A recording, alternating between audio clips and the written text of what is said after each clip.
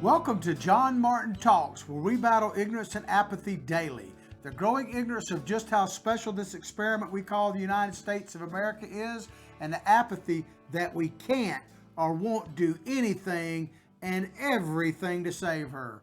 Well, ladies and gentlemen, I've got a series of stories today for you that I guess I would label them mostly sad news, and I don't like to bring you sad news right before the 4th, and in case I forget to tell you, we will be having a 4th of July show tomorrow, after which I will be in a parade. I won't be the grand marshal of the parade, but I'll be part of a float that is going to be very much pro the president, the Republican Party float of Alachua County in the great city of Micanopy, Florida. If you've not heard of Micanopy, Florida, it is considered the second oldest city in the United States of America by many. And so check it out, Micanopy, Florida. Google it, but Google is of the devil, but you'll kind of get a kick out of it. But first thing, sad news here comes out of Washington, D.C., and the Trump administration's decision to drop the fight to have the question of citizenship in the 2020 census. This is coming to you from the New York Times. 2020 census won't have citizenship question as Trump administration drops effort. The Trump administration said Tuesday that it had ordered the Census Bureau to start printing forms for the 2020 census without a question asking about citizenship. Now, one of the reasons they decided to go ahead and drop it, and we'll get more in detail in a moment, is simply logistics. In order to get this census printed and done and out by April 1st, believe it or not, of next year, which shows you just how slow government works, they've got a deadline of basically the end of July, possibly into September, to have this thing worked out totally in order to meet the requirement by law in the U.S. Constitution to do the census. So they were under a time crunch and they just basically ran out of time. But there's more. So abandoning the quest to add the query after being blocked last week by the Supreme Court. So the Supreme Court ruled against the Trump administration. We're going to get more in detail in that in just a moment. But let me just tell you, ladies and gentlemen, and this probably sounds a bit over dramatic, but I don't think it really is. The idea that we can't ask in the census whether or not you are a U.S. citizen could actually be a signal of the beginning of the end of this nation as we know it. Because if it no longer matters whether or not you're a citizen or not, and keep in mind, this is not a question about legality, about whether you're a legal citizen or not. The census is to determine who is here, who is in our country at any given moment for any period of time. And the question of citizenship should be paramount to it because the census is used for more things than we could probably cover in a year's time. But the biggest thing, and we're going to get more in detail, as I say, as the story goes on, the biggest thing and the reason why they're fighting both sides of this so hard is because the census is where we get the data from the census is used in deciding House districts inside the states for the U.S. federal government. In other words, the House of Representatives is determined. See, the Senate, is set 2 per state, period, end of story. But the House, the numbers of the House are based on population of your state. And so this is why the Democrats are fighting tooth and nail not to have this question be in the census because they want it to be kind of vague about whether you're a citizen or not. You're just a part of the population, thereby giving states like California, New York, and others more seats. Because New York, for instance, is losing seats because they're losing population. But if they can get enough migrants, illegal aliens, to come to New York, perhaps they might regain those seats. That's what this thing is really all about. But the decision was a victory for critics who said the question about whether you're a citizen or not was part of an administration's effort to skew the census results in favor of Republicans. Wow, think about that. Think about this paragraph for a moment. Let me go read it one more time. It's short, but let me read it one more time. The decision, in other words, not to have the census question, the question of citizenship in the census, was a victory for critics who said the question was part of an administration's effort to skew the census results in favor of Republicans. That may be true. I'm not denying that there aren't people who look at this for who it favors, the Democrats or the Republicans. But if you really think about what this, and this is coming from the New York Times, they are literally admitting that whether or not you're a citizen in this country is going to impact our elections, and that Democrats benefit from having illegal immigrants in this country. I mean, that's what really, if you get right down to it, that's what that short paragraph says, that the Democrats will benefit, or at least they think they will, from having illegal immigrants in the United States of America. To me, that's pretty significant. Back to the story. It was also a remarkable retreat for an administration, talking about the Trump administration, that typically digs in on such fights. So I think about this retreat. Is that what the Trump administration is doing? Did they retreat, or did they just accept the reality of the situation? I mean, keep in mind, the Supreme Court ruled against the Trump administration. Now, they have options, or they had options. They've decided not to exercise them because the ruling at the Supreme Court is somewhat what they call a provisional ruling. In other words, it was not necessarily their final say, and there's a couple of paragraphs that deal with that in just a moment. But if anybody has retreated, it's actually the Supreme Court. The Supreme Court, in this case, has retreated from the U.S. Constitution. They have retreated from their obligation to the American citizens in favor of non-citizens. We're seeing this more and more on a daily basis. That's why I say this question could literally be the last straw, the beginning of the end, if you want to put it that way.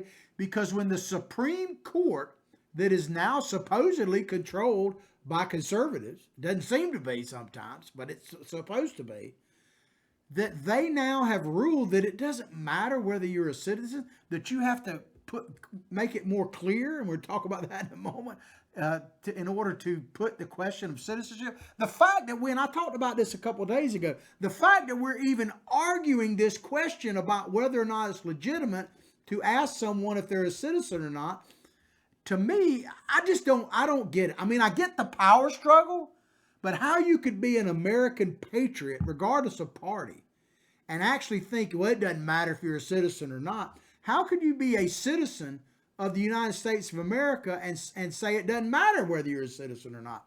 I just can't for the life of me understand that. As I say, I understand the power struggle of it and why the progressives are fighting against this. I get that. Just last week after the Supreme Court's decision, President Trump said he was making his lawyers delay the census no matter how long in order to fight for the question in the court. So the president backed off, I guess retreated. But it reminds me of something my dad used to tell me all the time.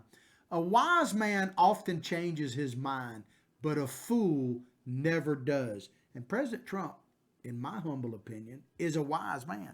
The president knows there's limits to his power. That's the deal. This accusation that President Trump is doesn't understand the presidency and he's like the emperor and he thinks he's like a dictator is all, as he would say, ridiculous BS. President Trump understands the limits of his power. He may express frustration with it from time to time. Now he would like to be the CEO, so to speak, and just say, so let it be written, so let it be done. You know, I don't deny that. That's only human nature. Every president wishes they had absolute power, except maybe Jimmy Carter. Maybe that's why he wasn't a very good president. Great man, by the way. Sorry, president. The two don't necessarily go together. But you can't die. Here's the thing. If people out there, and I say this to people who are supporters of president, keep in mind, yes, Donald Trump, in a sense, retreated from this. Yes, there are things that he hasn't been as aggressive on as we might like the wall, for instance. I mean, there are critics, conservative critics, supporters of the president that, say that he needs to do more. And I don't disagree with you, but keep in mind, you cannot win a war by dying on every hill. Some hills you have to go around. You have to find other ways of doing it. You cannot win the ultimate war if you lose every battle. You got to pick and choose your battles. That old saying, time-honored logic is time-honored because guess what? it works. And that's, in my opinion, what the president is doing. The Supreme Court last week rejected the administration's stated reason for adding a question on citizenship to the census. Stated reason? Why do you have to have a stated reason? See, that's what gets me. What is a stated reason? To me, it just seems like the most logical question to ask. The first question, are you a U.S. citizen or not? I mean, to me, that should be the very first question, period. I don't, the fact that it's even in dispute just shows you where we are as a nation. And while the decision was not a conclusive ruling, like I said earlier, they could have, appealed it. This justice placed a daunting hurdle before the government. They basically said that the Commerce Department need to come up with a clearer reason for doing it. Clearer reason. I mean, how much clearer could it be? Are you a citizen or not? It doesn't say fill in this blank and you're gone. The census is not used to deport people. There are other laws for that, and we're going to talk about that maybe more in a minute. But it's all about actually tabulating who is here and what their status is. But of course, that makes logical sense, which is probably why government is fighting it. But the Supreme Court said the Commerce Department need this clear reason. I don't get that. I really don't. Commerce Secretary Wilbur Ross said in a statement, obviously representing the Trump administration, Tuesday evening that he respected the Supreme Court but strongly disagreed with its ruling. Now, I agree with at least part of that. I want to have respect for the Supreme Court. And man, was I, like a lot of you, excited when we got 2 nominations under this president. But as often happens, here's the thing. This is kind of a side note, but I just thought about this. And maybe you could help me on this. Chime in. Whether you're on Citizens for Trump, Deplorable Resistance, Media Measures, John Martin Talks, if you haven't been there directly, liked it and shared it with those, please do so. Regardless of where you are in our growing family and networks, and they're about to grow even bigger, we'll announce that in the not too distant future. But chime in on wherever you're listening from and tell me, because I'm trying to think right now, has there ever been a case where a person that was presumed to be liberal was appointed to the Supreme Court and turned out to be like a hard bedrock conservative? I can't think of one single example. I'm not saying it's not out there. I just can't think of one, certainly in my lifetime. But I can tell you, over and over and over, it happens that we appoint someone who we believe is a conservative judge, and they turn out to be a flaming liberal. And the same thing happens in elective office. I would say the same thing. I can't think of a single case where someone was perceived as a hardcore conservative, the hardcore liberal, and turned out to be rock solid conservative. But the opposite seems to happen on a regular basis. I mean, are there any like rhino Democrats, so to speak? I don't know what the synonym would be. Democrat, I guess dino Democrats in name only. I don't know. They're none now. That's for dadgum sure. But the Commerce Secretary went on to say, the Census Bureau has started the process of printing the decennial questionnaires, the census. And he said, my focus and that of the Bureau and the entire department is to conduct complete and accurate census. So they have a duty to perform. Basically, they ran out of time. And I think the Trump administration, and I can't really fault them on this. I will find some fault here in just a moment, because I don't always side with the president. He sometimes is wrong, and I think there's a case to be made in this in just a moment. But I don't blame them for necessarily dropping this, because the census by Constitution has to be done. And President Trump, love him, hate him, or whatever, I think he respects the Constitution and puts it above party and anything else, is the way I see it. But, some of you might not see it that way. But Dale Ho, director of the Voting Rights Project at the American Civil Liberties Union, no surprise they were opposed to the census question, which was among the plaintiffs trying to block the question, said, everyone in America counts. The census and today's decision means we all will. Let me read that one more time. This is what the Civil Liberties Union basically said. Everyone in America counts in the census, and today's decision means we all count. Let me just tell you flat out categorically, that's an idiotic statement, because it implies that by asking the question of citizenship that you don't count. The Trump administration is not saying we don't want to count people. We just want to know what the count actually means. I mean, if you listen to what the Democrats are trying to say on this, basically all we need to say is, well, there's 300 million Americans here. There's 300 people living in America. End of story. That's it. Enough said. I mean, what would be the point of that, man? So it's an idiotic statement to imply that simply asking someone if they're a citizen or not means you're not counting them. Of course you're counting them. In fact, if you want to put a nefarious reason behind this question, they would absolutely want to count the number of illegals here, would they not? So this implication that the question of citizenship means that people don't count is ludicrous on every front. It just makes no sense. That's why I call that statement totally idiotic. Back to the article. Billy Bob tells me to get back on track here. Billy Bob is my psychic sidekick, by the way. He doesn't have much to say on the show, but he psychically keeps me connected. And he has a Twitter handle, by the way. It's at Billy Bob Bass. Mine is at John Martin Talks. We need to kind of revive them and get them going. It's hard to keep up with all this type of stuff, especially for an old salty dog like me. The administration's decision appeared to end a year-long battle over whether the Commerce Department broke the law when it decided in March 2018 to tack a citizenship question into the census. Broke the law. It's against the law. More on that in a moment. Long after other aspects of the questionnaire had been finalized. Now, this is the part I was talking about where the Trump administration, whether you want to blame it on President Trump, of course, the buck stops where the president is, his administration did not meet the timeline that is set up, whether or not it's under the Constitution, but it's the bureaucracy of it, to add or detract questions. There is a timeline, and that makes sense considering the printing and what you have to do and everything else. Sometimes public hearings on the census, believe it or not, and deciding what to put on there. But the Trump administration, whether on purpose or neglect or just didn't know, did not meet the timeline on that. And that was where it was, quote, illegal. The asking of whether or not you're a citizenship is not actually illegal in the sense that it's been done basically since the beginning of the census, but pretty close to it. In fact, when was it taken out? It should have never been taken out. But I know this is going to be a shock to you, a total shock. So just hang on. If you want to know which president took the census, the question of whether you're a citizen out of the census, like I say, hold on. It's Barack Hussein Obama. Obama took the Obama administration, man. One thing you got to give Obama administration, man, they were on top of their game when it came to pushing their agenda, were they not? They really were. And I don't mean you agree with their agenda, but the Trump administration, probably because, he's coming from the total outside, has struggled implementing certain things within the bureaucracy of the federal government.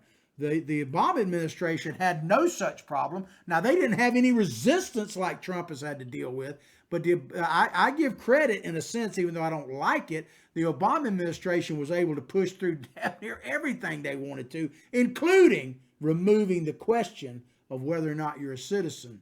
It should have never been removed. Trump should have recognized this, his administration should have, and should have met the guidelines. So I do hold him at some fault for that, but it is what it is. So anyway, it kind of is the beginning of the end. I hope not. But man, when we have to, I'll say this and I'll close. When we have to argue over whether or not it's important to know if you're an actual citizen, because keep in mind, the census is all about how we apply government resources, basically, including, of course, elections. And when that doesn't matter, whether you're a citizen or not, then what does anything matter?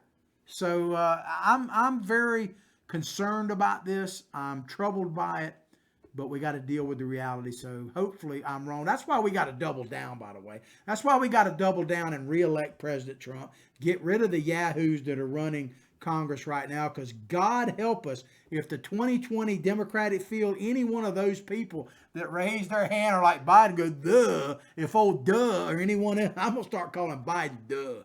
If any one of those people actually win, then the question about being a citizenship, it really won't matter, will it? I mean, the census won't matter. They'll just give everything. Why would the census even matter under a Democratic administration? Because everything's free, right? I guess you just have to figure out where to get the money from. You, by the way. Here's the next article. This is coming to, it's more sad news, but it's also courage. And you might remember that we talked about the story of Andy No, and it's spelled Ngo, but it's pronounced No. If you haven't heard about this, Andy No is a reporter from a organization called Quillette. I don't know much about them, but apparently they're somewhat conservative. He has been basically following the antics of Antifa, specifically in Portland, Oregon, but some other places as well, but mainly where he's based out of Portland, Oregon, for well over a year now. And he's come under attack on numerous times, but nothing compared to what he experienced this week, where literally his life was put on the line and the dude ended up bleeding in the brain from attacks. I'm sure you've probably seen it. We've played it here before, but thank God he seems to be okay. He said he may suffer permanent memory loss, but we hope not. We hope and pray that Mr. No recovers fully. But he's recovered enough to actually write an opinion piece about his experience in the Wall Street Journal, and we want to cover some of that. We're not going to cover every bit of it. So I say it's sad news, but it's also courageous that he continues to fight. A leftist mob attacked me in Portland, Wall Street Journal. Andy says, I have been targeted by Antifa and its allies for my critical reporting of their violent extremism. No hate, this is what he said they were chanting at the time. No hate, no fear, chanted the left-wing crowd as they marched down Saturday. Now, this is the same bunch, remember, and we talked about this in depth, I remember, over last summer, that were chanting, no borders, no walls, no USA at all. No borders, no wall, no USA at all. Because think about that. If we have they're right. They're absolutely right in the sense that if we have no borders, if we have no wall, we won't have any USA at all. So that's who Andy No, is dealing with. I say Nego because that's how it's spelled, but it's also a no-go zone now in Portland, apparently. But Andy says, I walked to the front of the line to record the protesters with my new GoPro camera when I was suddenly slammed on the back of my head with something hard. Now think about this. He's a member of the press, fully credentialed member of the press, and he's being attacked for simply covering a story on the public streets in a major city in the United States of America. The left, and there's a laundry list growing now. Here's a question I would like to ask progressive leftists. What part, if any, of the Bill of Rights do you actually believe in? Because you don't believe in freedom of the press. We've seen this now. You don't believe in free speech. I mean, there's evidence of that everywhere. I mean, we even get censored. I guess that's a badge of honor. You don't believe in the Second Amendment, the right to keep and bear arms. What beliefs? I guess the only amendment they believe in is the 25th Amendment to get rid of President Donald Trump. I mean, other than that, what actual amendments, of course, that's not part of the Bill of Rights, but what part of the Bill of Rights do the left actually believe in? Because it seems like they don't believe in any of them. To me, it's just crazy. But he says, dazed and still hearing faint chants of no hate, I was then punched and kicked by perhaps a dozen masked people in black. Now, I know you've seen pictures of Antifa by now. Masked people in black in broad daylight in a major city in a public street. I mean, give me a break. I joke about it sometimes saying that Antifa is so ashamed of what they do, they don't even want their mama to know who they are, even though they're living in their daddy's basement kind of thing probably. But wearing a mask, to me, I'm sorry, if you go out wearing a mask armed, you probably should be arrested on the spot. But hey, maybe I'm just a radical. He goes on to say, at an Antifa event meant to resist fascist violence. So they're out there protesting violence by committing violence. It's like, how do you pursue peace through war, right?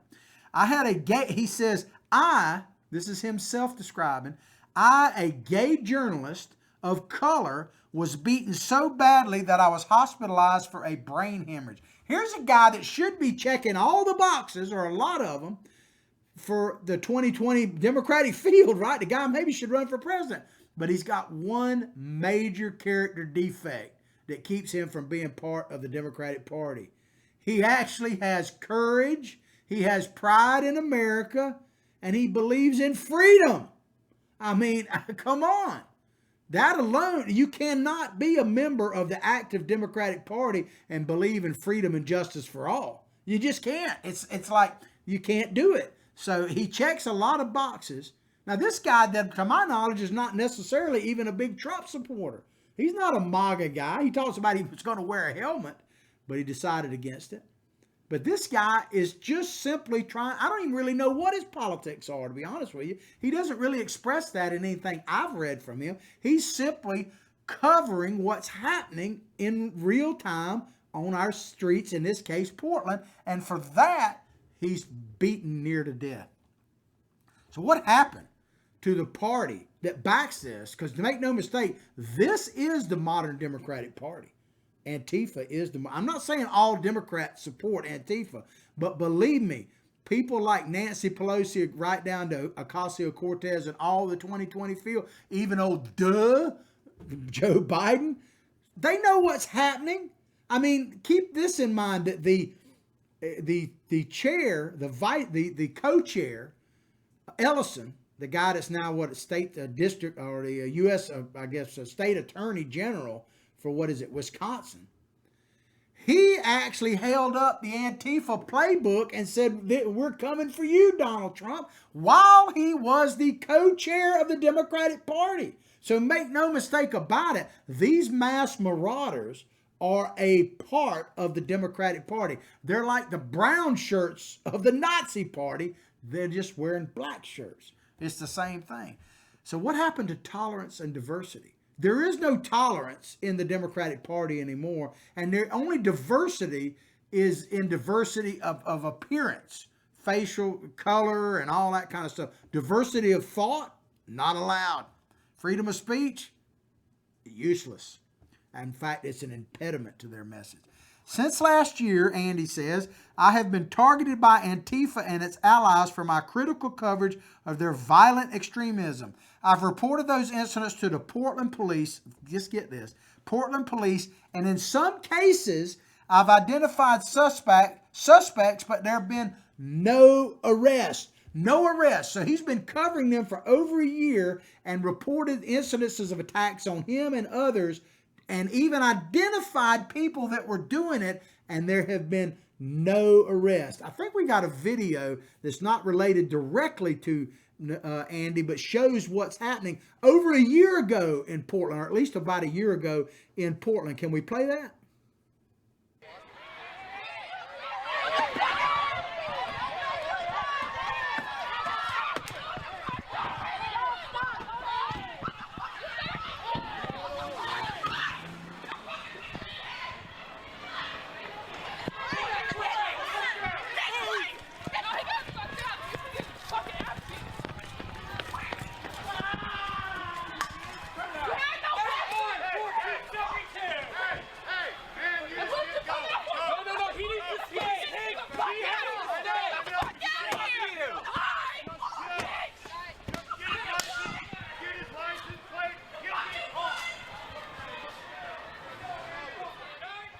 Now, you know that old dude, he was, first of all, he was an old white dude, right? In that car. That's criminal in the Democratic eyes, first of all. But you know what that guy's crime was? What they were so upset about? He simply was trying to drive down a public street without being absconded and prevented from doing so. He didn't run over anybody. He didn't threaten anybody. He simply was trying to drive down a public street that he had the license to do so, and he was attacked for doing it because he didn't listen to them directing. Now, if a police officer had been out there directing traffic, I bet that gentleman would have complied. But because mass marauders and thugs were trying to tell him where to go, he simply went where he wanted to go. And for that, he was attacked. And there's numerous accounts of this, not just in Portland, but in major cities across America. So what Mr. No is doing, Andy No is doing, is courageous, and I applaud him for it. And, it's a miracle he wasn't killed. And I would say, I'd have no doubt he'll probably be back out there. And I don't hope this, but it would not surprise me if someone like Mr. No was actually killed. It's going to happen. It's absolutely going to happen. There are going to be some fatalities behind this nonsense because it is escalating. Keep in mind that in Portland, let me just say that I wasn't even going to talk about this, but I know this story may drawn on a bit, but I think it's important that someone talk about this. Remember in Portland, these same people, Antifa, literally took over a privately owned building that ICE was occupying, had offices, rented offices, kept people hostage in the building under threat of death, followed them to their home and to their children at school. That ICE agents were targeted where they worked, where they lived, and where their children went to school by these courageous thugs. Courageous, so much courage, so proud of what they're doing. They have to dress like that, and they're not arrested for that. This is happening in an American city. This is not in China and Hong Kong. And I applaud the people standing up for their rights over there. This is happening in a major American city, and nothing is being done about it, man. But Mr. No says the mainstream media describe Antifa as anti-fascist, but in fact, it is a far-left paramilitary style movement of anarchists, communists agitating for revolution. In other words, they're the modern Democratic Party. You could put that definition he just gave Antifa to basically the 2020 feel. Antifa is known for wearing black and concealing face masks, committing crimes, protection of group anonymity. So they do together what they probably none of them had the guts to do on their own. The Homeland Security Department, this is where I said nothing is being done. It's worse than nothing being done out there in Portland. Here's the proof of that. The Homeland Security Department has described some of Antifa's activities as domestic terrorist violence. What else would you describe it as? But Portland recently voted to withdraw from the Joint Terrorism Task Force, citing concerns they're not concerned about Antifa, they're concerned that the Federal Bureau of Investigation might be targeting left-wing activists. If I only wish that were true, right? Maybe. I mean, come on. I don't want them necessarily targeted, but we're not talking. This is left-wing activists. This is the definition of a left-wing activist: a masked, armed thug beating up people who are just trying to either cover the event or get where they want to go. In America, this is in America, man. This is not we're asshole country. We're becoming that. But so Portland leaders are okay with Antifa. This is my words, but not MAGA hats. I guarantee you, if a bunch of MAGA hat wearing kids or something come down there, and this Antifa bunch attacks them, oh, that'd be cool, man. Oh yeah, they was inciting violence. They put on a MAGA hat and was inciting violence. Keep in mind that Mr. No wasn't wearing any political stuff at all. He was simply filming them. He wasn't even to my knowledge, he wasn't even asking them any questions at the moment. He was simply filming them, and they could not take the truth. They cannot handle. On June 29th, Antifa organized a milkshake, back to Mr. No's article here, a milkshake-themed counter-protest against two small right-wing groups. So there were two small groups up there protesting for whatever reason. And he said this event was inspired by a new practice, a British importer throwing milkshakes at conservatives or right wing. I don't know if you've seen that, but basically in England, they've adopted anybody who is for Brexit gets attacked with milkshakes, coffee, stuff like that. Throw it in your face. Nigel Farage famously had it done to them. But Mr. No makes a point here that this is way beyond just, media outlets are actually supporting them. Vox.com, which is actually, you may or may not have heard of it, but Vox is cited by political leaders in the Democratic Party all the time. They want to get interviewed by these people. So this Vox.com is really part of the mainstream Democratic media thought. But he says here, Vox.com's Carlos Maza encouraged such assaults in May, tweeted, "Milkshake them all. Humiliate them at every turn. Make them dread public organizing. So anybody who's out there that's not part of Antifa, that's protesting maybe the keeping of a statue up or something like that, and make them dread public organizing. There goes another one they don't believe in: freedom of assembly. I ask again, you progressives, you Democratic Party people that won't speak out against this, this should be a question at the next Democratic debate. What of the Bill of Rights, what of those do you support and not support? I'd love to hear it, and make them provide evidence, right? Because I find my evidence shows they don't support any of them. Earlier that day, I left, Mr. No said, I left my house wearing a helmet. He thought he had to put a helmet on. Think about that. You got to make a decision to wear a helmet just to walk down the street. But I took it off after catching a glimpse of my reflection. He said he didn't want to look like a combatant, so he took it off. He said he wore goggles instead to protect himself. But he said knowing Antifa activists often target bystanders with bear spray. They spray people with bear spray, and he said it happened to him on May Day. Still, no arrests. So people are spraying people with bear spray in an open public street. No arrest, no nothing. The cops don't even show up. But Mr. No, let me tell you, he has courage, man. He has courage. You mean, like the leftists would say, like Jim Acosta has courage, like he took on that young intern in the White House press corps. I mean, Jim Acosta said that he felt threatened at a Trump rally because people chanted CNN sucks. CNN sucks, and he felt threatened. Go out there and cover these guys in a critical way, Mr. Costa, and see what you feel. I mean, I give a lot of props to Mr. No for standing up. As soon as I arrived at the staging area in downtown Park, mass protesters began to follow him, so he was stalked. One person, this right here is just crazy. One person openly carried a metal bat. So he was being followed by people with a metal bat. And this is the part that just, I may take a little break here. This just irritates the hell out of me. He says in a July 2nd news release, so it's evidentiary, the Portland police reported, this is what the Portland police reported, not Mr. No, but the Portland police, talking about the people in Antifa, that the officers had observed participants in the crowd who concealed and brandished weapons, including collapsible batons, projectiles, and firearms.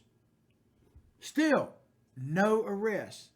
These people are armed to the teeth, marching on our city streets with impunity.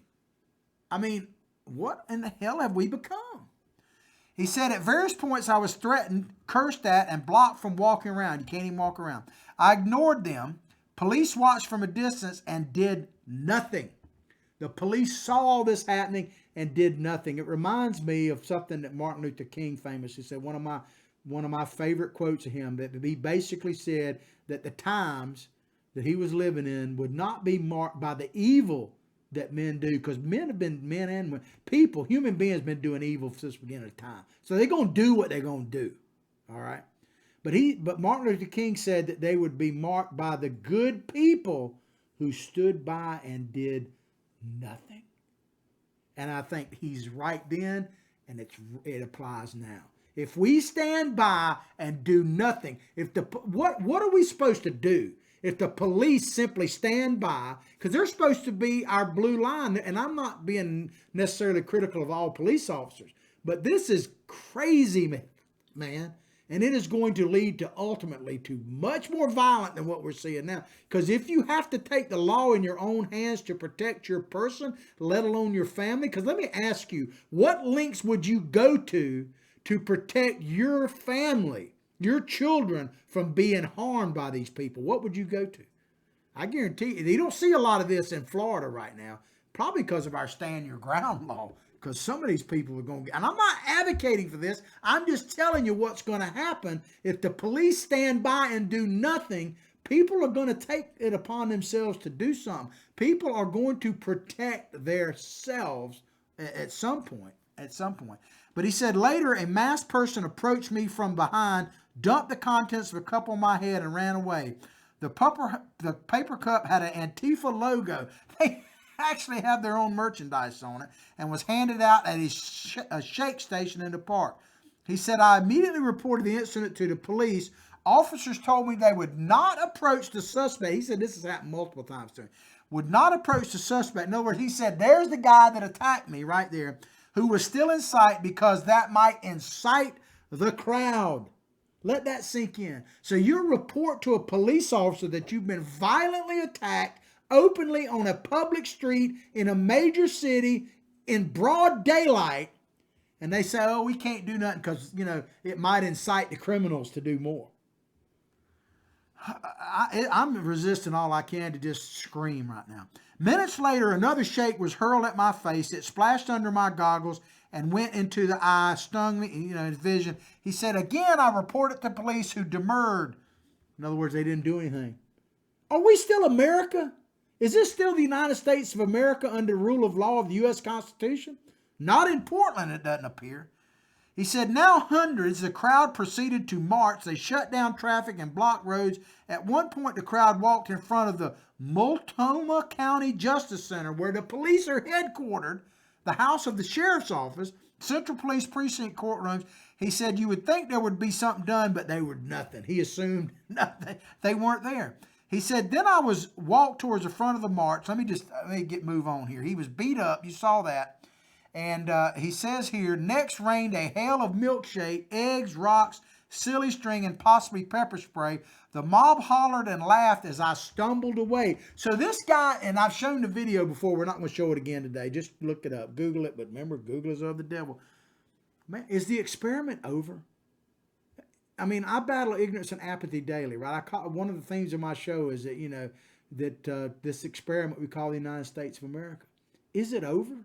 Is it already over? When you look at the fact we can't even ask if you're a citizen or not, when you look at the fact that we have mass marauders, I can't emphasize this enough, in a public street in a major city in the United States of America, in broad daylight, doing this with impunity, I think it's a legitimate question. Is this experiment of the United States of America?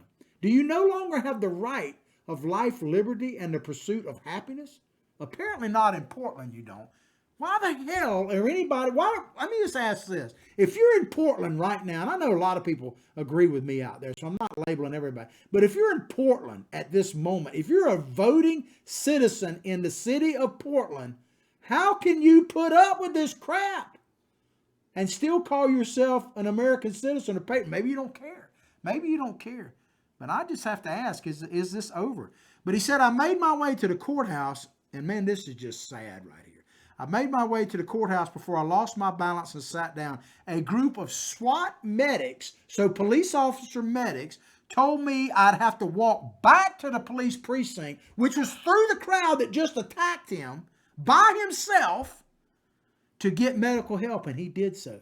The man has courage. But think about that for a minute. You go to police officers, you had the hell beat out of you, and they tell you that you got to walk back into that crowd that just beat the hell out of you, threatened your life, take your life in your own hands, so to speak. When they're right there, there ain't nothing they can do. Man, if this, you may be tired of me saying this, but if this doesn't get your blood boiling this morning, I don't know what will.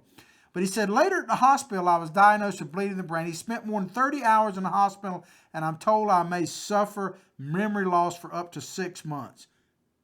Still no arrest. One more paragraph and I'll move on. Despite being surrounded by institutions of the rule of law that day, what I experienced was a violent anarchy and lawlessness. Portland calls itself a sanctuary city, but it's nothing of the sort for a law-abiding journalist. Ladies and gentlemen, we have a choice to make in this country. We have a choice. Sorry, man. We have a choice. Are we going to be a country of laws ruled by the U.S. Constitution? Or are we just going to be anarchy in the streets? Are we going to allow mass marauders to take over our streets? I mean, really, that's what's happening. Sorry, I'm looking down. I had a little technical glitch here. But maybe it's good that I did, because it's just sad, man. We got a choice. We got a choice. What's going to be our choice? We're celebrating Independence Day tomorrow. which, oh, by the way, we're going to have a show tomorrow, as I said. We're celebrating our independence, the experiment we call the United States of America. But this is what we become. Because I've said this before, but if I say it, it bears repeating. One of my great concerns is that we have a U.S. military that is totally volunteer, which is wonderful. I'm not knocking them in any way. As a matter of fact, I applaud them completely. But what if we become a country that's not worth fighting for? What if people stand up and say, I was thinking about volunteering, but hell, I'm not going to put my life on the line for this BS. That's what's in danger here, ladies and gentlemen. The very existence, the very fabric of our nation is being pulled apart in multiple directions. What are we going to do about it? The least of which is to re-elect Donald Trump. Believe me, that's not the beginning and the end of all solutions. We have got to start standing up and calling. Good people have to stand, can't stand by and do nothing. We've got to start standing up and calling this out. And you out there in Portland, by God, lead the way. You got a lot of people who will stand with you if you do. We got to have fighters. I'm a fighter. I'm not talking about fighting. I mean, if I have to, I will. I'm getting a little old and gray hair to do it. But not everybody can be a fighter. But you can support those that are in the fight, like Mr. No, like John Martin Talks. And we're going to give you some ways to do that here probably next week. But I appreciate it. But man, is the experiment over? God, I hope not, because I'm enjoying my life. I don't want to see it go to this. I don't want to see anybody. I don't want to see people feel like they have to do this, let alone have to put up with it. But this next thing, let me check my time. I ain't got much time. There's a couple stories I wanted to get to, but I probably won't be able to get to them all. This next, let me just tell you real quick. I'm going to skip to something to the end. Okay, this Mueller investigation, they're getting ready on the 17th, I think, to testify before Congress. And I just wanted to put out to you before I forget. You know what, President? This is one reason I love me some President Trump. Do you know what his response to the Mueller testimony before Congress on the 17th, I believe is? He's going to have a rally that same day in North Carolina, man. You got to love the president. I just wanted to get that out there because I'm not going to have time to cover that story because I definitely want to cover this next one. And I'd say this with no joy going into the 4th of July. According to the Gallup polling, American pride hits new low, few proud of our political system. As Americans prepare to celebrate the 4th of July holiday, their pride in the U.S. has hit its lowest point since Gallup first measured it in 2001. Now, they first started this. Why would it do this? Multiple reasons why, of course. But I think part of it is the rise of the hardcore left, like we were just talking about. How could you be proud of a country that allows the bullshit, I'm just going to say it, that happened to Mr. No in Portland? It's happening all over America right now. It's hard to be proud of that. It's hard to be proud of what happened during the Kavanaugh hearings. And what's hard to be proud of what happened to those Covington kids out of Kentucky that were wearing the MAGA hats at our nation's capital. It's hard to be proud of that, right? So, I understand. I think the rise of the progressive hardcore left and their takeover of the Democratic Party and the mainstream media is part of this. That's just, I don't have polling data to show it other than what they're saying, but I believe that. And I said about the mainstream media, and I give Sean Hannity credit on this. He's always talking about the death of journalism. And he's right. The actual death of journalism, it's true. The left it started really, it's been going on for a while. The left has been, the progressive media has been with us for a while. The media has been leftist for a long time. But there's two events that have happened in the last decade that just put it over the top. One was the election of Barack Obama. And I'm not necessarily blaming him, but for whatever reason, the media just basically groveled at his feet, right? And just the opposite now with the election of Donald Trump, the media has just become part of Trump derangement syndrome. It's even happening on Fox now. It's not happening here, which is why you need to tune into JMT and shows like this, like on Citizens for Trump, Deplorable Resistance, Media Measures, and John Martin Talks, by the way. If you haven't done so already, go directly there, like it, and share it with others. That's why it's so critical and why I get up every day and do this show, because we have to battle this ignorance and apathy. Because if you know the true history of our country, you should be damn proud of it, no matter what race, creed, or color you are. And I might talk about that more in a minute. The other thing is the rise of like the Bushites and Obama. They're kind of connected, because think about this: the Bush administration, started by Papa Bush and then on to George, they're pushing this New World Order deal. They really have been. How's it going to be pride in America if we're saying, like Obama, that America's going to lead from behind? Man, I am so proud to lead from behind. Who has ever stated that? Who has ever served in U.S. military and said, boy, I am so proud of our country for leading from behind? So it's been happening for a while. Back to this polling result. While 70% of U.S. adults overall say they are proud to be Americans, that's a decent figure. This includes fewer than 45% who are extremely proud, making the second consecutive year that this reading is below the majority level. Democrats continue to lag far behind Republicans, big shock there, in expressing extreme pride in the U.S. Extremely proud. Let me just say, how can you know this country's history and not be extremely proud? I'm not saying we're perfect. We are not. We are a grand experiment. We got our warts, and yeah, the whole thing with the Nike flag shoe and all that. I mean, we have our problems. Slavery, all that stuff. I'm giving you all that. But I wish we lived in a perfect world. We don't. We live in the real world. And when you look at the real world, not the fantasy world the progressives are always trying to put out there ain't nothing been better than the United States of America. And even in our struggles, even in things that were man's inhumanity to man, like slavery, think about this. If you're a black American descendant of slaves, and you look at where you came from, yeah, I understand as best I can as an old white dude, bitterness and stuff like that. But there's also another side to that coin. If you look at the struggles that your race, for instance, we want to divide it into one race, black people. If you look at the struggle that you have had to overcome, and you have done so in this nation to the point that we elected, we the American people elected Barack Obama to presidency. I get it. Let me just back up. I always did get the pride, the joy, the tears that a lot of people, black people especially, shed when Barack Obama became president that night. I get it. I don't like his policies, but I get it. I felt some of it myself. I was proud in America. I may not have liked the President Obama as far as his politics, but the fact that we could elect a black man to president of the United States of America means that we've come a hell of a long way. Do we have a ways to go? Yeah. But how can you possibly not be proud to be an American and realize what we have overcome in spite of our defects? And you can put that in everything. Chinese Americans, hell, they built this country as much as anybody. Irish Americans, however you want to label it. You label it, chop it up any way you want. And I guess I'm on my rant for today, going into the 4th of July. Yes, we have had shortcomings. There's a book out there that says something about all of us falling short of the glory. I know I'm guilty of it. But if you really look at it, take an honest assessment of where we've been, where we've come from, and where we are now, and where we still have to go, yes. How could you not be extremely proud to call yourself an American? I don't get it. I just don't get it.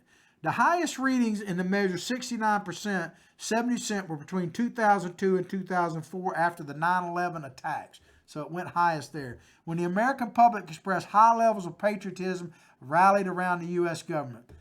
Now that's understandable, but it's a bit scary too. Do we have to be attacked to feel proud to be an American? I hope not, because I don't want to be attacked. But think about that. If it's true that we showed extreme proud to be an American after 9/11, is there any wonder why the left wants to play down 9/11? They don't want to even show the planes crashing in, let alone the desperate people jumping out of the buildings. I actually think we should show that regularly myself. But hey, that's just me. According to this polling, Democrats continue to express low U.S. pride. Well, no wonder.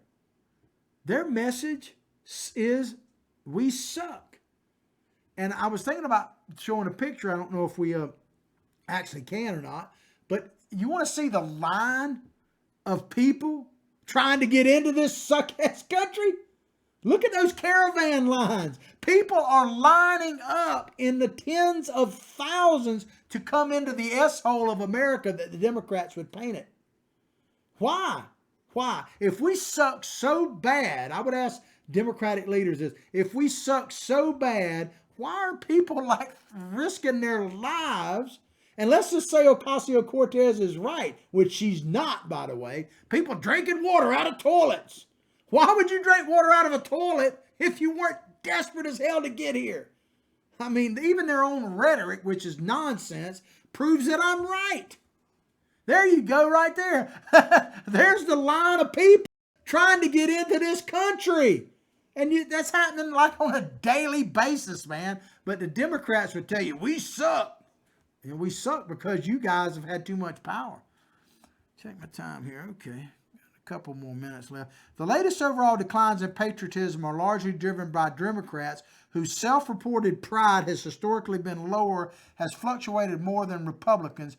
Democrats' latest 22% extreme pride reading is the group's lowest in the Gallup poll 19 years measurement and is half of what it was several months ago before Donald Trump's election. So they're basically saying that Donald Trump is one of the causes for the progressive left, which is known as the Democratic Party, to feel so less pride of America. I guess we live in it's the tale of two cities, it's the tale of two nations, because, man, I've always been proud to be American. Am I proud of everything we've done? No. But have I always been extremely proud and grateful and blessed to be an American? Yeah, every single day. And I will celebrate America tomorrow like there is no tomorrow, you know. But this next paragraph, man, is I've actually been proud. I've always been proud, but I might be even more proud now that Donald Trump is our president. So, you know, some of us are sicker than others, I guess. But this next paragraph, we're going to close with this one. This is the polling. For their part, most Republicans have remained extremely proud of their country, and the latest 76% reading is just 10 points below the high recorded 2003. Even when Barack Obama was in office, Republicans' extreme pride never fell below 68%. Well, maybe. I was thinking about this, and I didn't know it at the time. I used to be a Democrat. I've talked about this. I left the party about a decade ago, walked away. I didn't know I was walking away, but that's what I did. But I think now, look back on it, I thought about the reasons. Maybe one of the reasons I left the Democratic Party, and I wasn't conscious of it at the time, was because they weren't proud to be Americans anymore. And I was extremely proud. So, you know, I don't know if the first person I ever voted for president was Ronald Reagan. I've supported Democrats over the years. I freely admit that. Some were mistakes. Some of them may not have been. But I've never not been extremely proud to be an American. And maybe that's one reason why subconsciously I'd had enough with the Democratic Party. You know, because they're not. Remember, Michelle Obama said, it's the first time I ever been proud of my country. So, ladies and gentlemen, I hope you have a great 4th of July tomorrow. We're going to do a show in the morning. And then, as I say, I'm going off to a parade and then hot dogs and hamburger day. But while you know, you may or may not tune in tomorrow. I hope you do in the morning. Start your day every day with JMT. But while you're doing that, remember to be proud of your country, to say thank you to soldiers and police officers. Maybe not the ones that are letting Antifa beat the hell out of you. But I hope at the end of the day here, you've enjoyed the show as much as I've enjoyed bringing it to you. I hope you don't mind my rants. They're mainly come out of the fact that I am concerned about this great nation, and I know how fragile it truly is. But above all else, ladies and gentlemen, from my heart to yours, have a blessed day.